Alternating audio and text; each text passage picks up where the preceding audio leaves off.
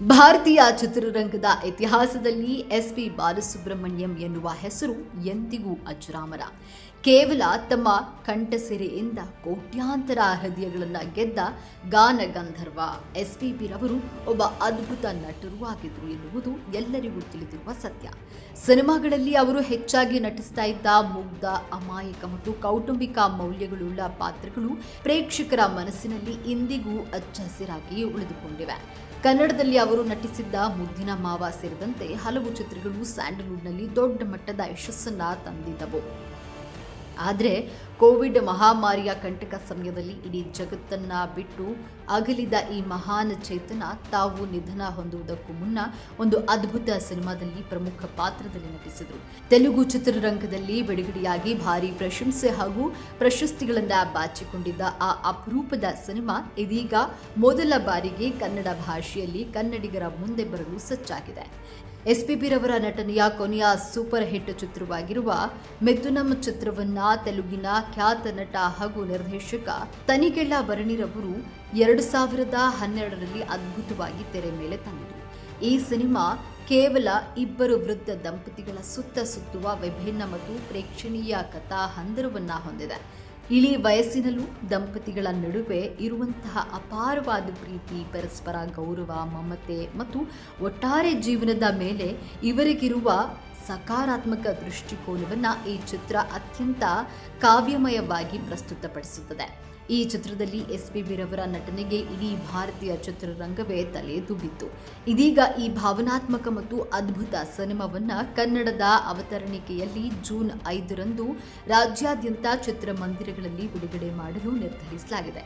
ವಿಶೇಷವೆಂದರೆ June 4ರಂದು SP. Balasubrahmanyam ಅವರ ಹುಟ್ಟುಹಬ್ಬವಿದ್ದು ಅವರ ಜನ್ಮದಿನದ ನೆನಪಿನ ಅಂಗವಾಗಿ ಮರುದಿನವೇ ಈ ಚಿತ್ರವನ್ನ ಕನ್ನಡಿಗರಿಗೆ ಅರ್ಪಿಸುತ್ತಿರುವುದು ಚಿತ್ರದ ವಿಶೇಷತೆಯನ್ನ ಮತ್ತಷ್ಟು ಹೆಚ್ಚಿಸಿದೆ.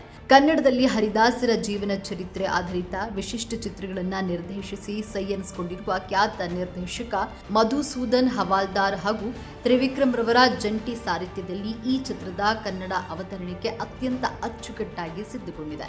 ಶ್ರೀದೇವಿ ಶ್ರೀನಿವಾಸ್ ರವರು ಈ ಚಿತ್ರವನ್ನ ಕನ್ನಡ ಪ್ರೇಕ್ಷಕರಿಗೆ ಅರ್ಪಿಸುತ್ತಿದ್ದಾರೆ. ಇತ್ತೀಚೆಗಷ್ಟೇ ಬೆಂಗಳೂರಿನಲ್ಲಿ ಈ ಚಿತ್ರದ ಕನ್ನಡ ಟೀಸರ್ ಬಿಡುಗಡೆ ಸಮಾರಂಭ ಮತ್ತು ಪ್ರೀಮಿಯರ್ ಪ್ರದರ್ಶನಗಳನ್ನು ಹಮ್ಮಿಕೊಳ್ಳಲಾಗಿತ್ತು. ಈ ಸಮಾರಂಭಕ್ಕೆ ಸ್ಯಾಂಡಲ್ವುಡ್ನ ಹಿರಿಯ ನಟ ಹಾಗೂ ಕರ್ನಾಟಕದ ಚಲನಚಿತ್ರ ವಾಣಿಜ್ಯ ಮಂಡಳಿಯ ಉಪನಿರ್ದೇಶಕರಾದ ಸುಂದರ್ ರಾಜ್, ಎಸ್.ಪಿ.ಬಿ. ರವರ ಆಪ್ತ ಸ್ನೇಹಿತರಾದ ಗೋಪಿ, ಸೌಂಡ್ ಆಫ್ ಮ್ಯೂಸಿಕ್ ಸಂಸ್ಥೆಯ ಗುರುರಾಜ್ ಮತ್ತು ಹಿರಿಯ ಪಿಆರ್ಒ ಸುಧೀಂದ್ರ ವೆಂಕಟೇಶ್ ಸೇರಿದಂತೆ ಹಲವು ಗಣ್ಯರು ಮುಖ್ಯ ಅತಿಥಿಗಳಾಗಿ ಆಗಮಿಸಿದರು.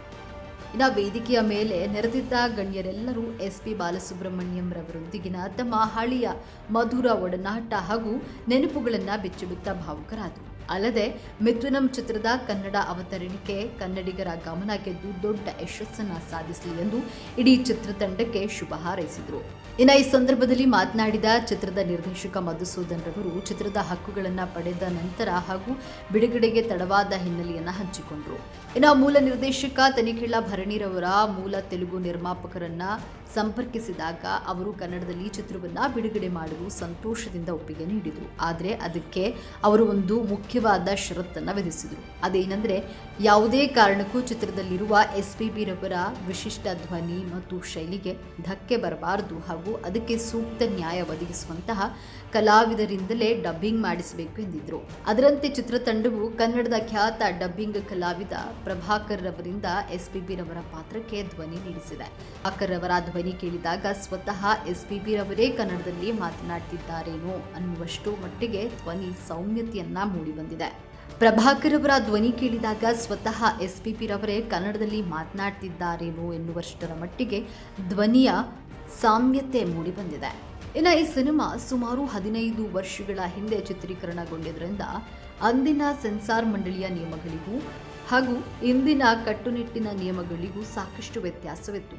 ಪ್ರಾಣಿ ಕಲ್ಯಾಣ ಮಂಡಳಿಯಿಂದ ಆನಿಮಲ್ ಬೋರ್ಡ್ ಪರ್ಮಿಷನ್ ಪ್ರಮಾಣ ಪತ್ರ ದೊರೆಯೋದು ಕೊಂಚ ತಡವಾದ ಕಾರಣ ಕನ್ನಡ ವರ್ಷನ್ ಬಿಡುಗಡೆಗೆ ತಡವಾಯಿತು. ಆದರೆ ಈಗ ಎಲ್ಲ ಅಡೆತಡೆಗಳನ್ನು ನಿವಾರಣೆಯಾಗಿದ್ದು ಜೂನ್ 5ರಂದು ಈ ಮಾಸ್ಟರ್ ಪೀಸ್ ಸಿನಿಮಾ ಕನ್ನಡಿಗರ ಹೃದಯ ಗೆಲ್ಲಲು ಸಂಪೂರ್ಣವಾಗಿ ಸಜ್ಜಾಗಿದೆ.